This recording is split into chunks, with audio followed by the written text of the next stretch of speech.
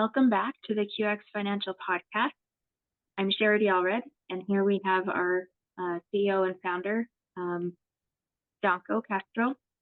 And today we're going to be talking about some of the more commonly asked questions that we get from people who are interested in the Be Your Own Banker concept, which we have been talking about all through this month. So to start us out, Danko, I have a list of commonly asked questions here. The first one is, how does IBC compare to other financial strategies, such as traditional savings accounts, retirement plans, or investments? Thank you, Shadi, and thank you guys for watching this video. Well, what I will say to that is that IBC or Becoming Your Own Banker or Infinite Banking concept is not a product. It's not an account like a 401k or a savings account, right? IBC is and Becoming Your Own Banker is a way of doing things. It's a process. It's a mechanism. It's almost like an accounting process. That's really what Becoming Your Own Banker is. So it's really apples and oranges, right? We cannot really compare it to a savings account or a 401k plan because it's oil and water. There are different purposes, different reasons, completely separate entities. So what I would like the audience to remember is that IBC is not a product. You cannot just go out and buy it off the shelf.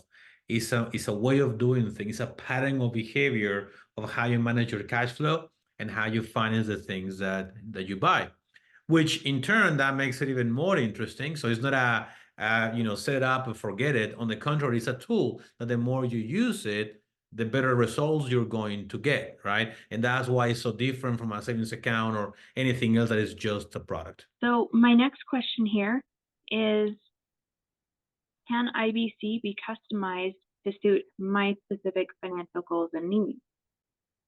And that's probably one of the most amazing features of the concept of the strategy, that it can be molded and used for whatever purpose, for whatever whoever person, it doesn't matter, right? So really what all it takes is to have a conversation with the specialist.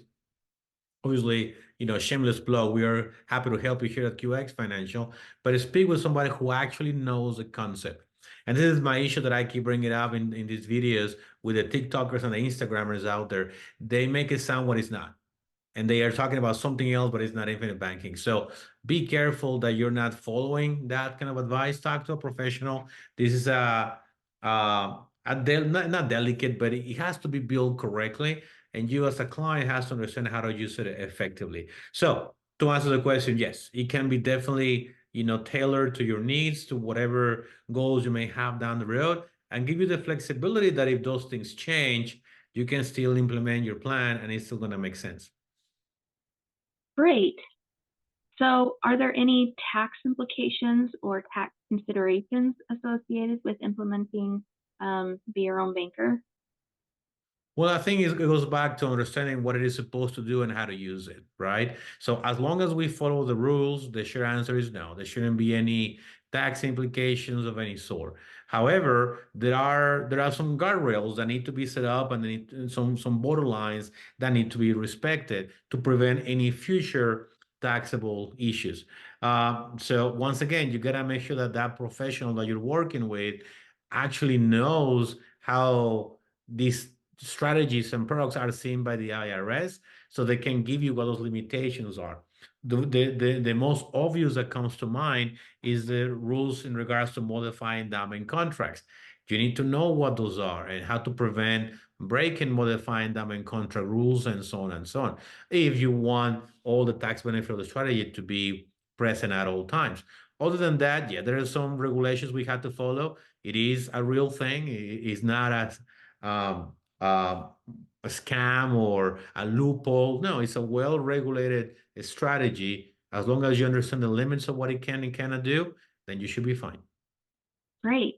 So kind of going along with that, what level of control do I really have over my funds and the financial decisions when I am using the Be Your Own Banker concept? Well, I think there's two components to that to answer that question.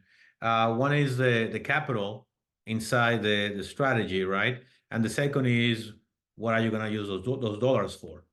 So when it comes to the things that you want to buy and want to finance with your banking concept, then whatever you can buy with dollars, as long as it's legal, right? Whatever you want to buy, you can buy, right? Whatever you want to finance, you can finance. However, your principal stays usually inside of an insurance company. And in that regard, you have very few options. And I will say you don't want the option because you want your principal, your capital to be protected. You would really want it to be guaranteed. So you don't have an option there, which is a good thing. But when in regards to using it, you can do it and you can use it in whatever you want. Okay.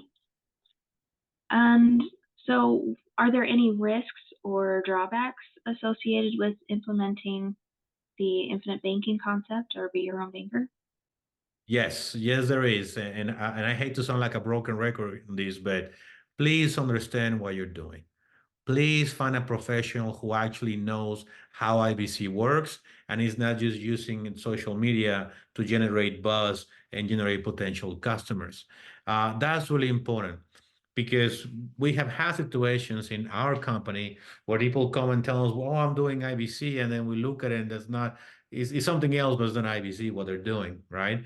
And we had to break the bad news to them. So the drawback is really in the design. Is with the team that you have, and you learn the rules of how to use it. That's really where the risk is. You're not going to lose your money. There's no market risk or anything like that. Or again, it's not a scam or anything like that. It's really about setting it up correctly so you get the maximum benefit of it. So once again, find a professional. If we can be those professionals for you, we're happy to do it. If not, that's okay. Go out there and find one that can work with you. But at least they have a track record of using it. They can, because in this call, if I may say, Shirley, we both live it. We both use it, right? So we're not talking out of pure academia, or it's not an academic subject for us. We live it. We use it all the time.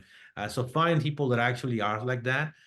They can show you how it works so you get the maximum value out of it. And I will say that's probably the biggest risk to be concerned about. I guess I'll say one more. Find a reputable company to do it with. But most people that actually sell the right tool to do it, they are very reputable companies. I don't think you're going to have a problem there. But find the right partnership that can help you set it up correctly. Okay, perfect. And that answered the last question, which was how can I get started with IBC and what resources or professionals can help me navigate this strategy effectively? So, you even answered that question pretty well too. Yeah, let's have a conversation. We pride ourselves to not push anything on anybody. We want to explain, we want to educate, we want to empower people to make their own decisions. So if you're seriously considering starting using the becoming your own banker concept, you want to understand deeper what it's supposed to do, how it works, we can help you. We can help you with the right resources, get you to educate to the point where now you understand it. Now you can make a decision whether should I implement this or not in my life. Obviously, I'm biased. Obviously, I believe it's a great tool. It's a great resource that you should have in your financial toolkit. But we need to show you why and how.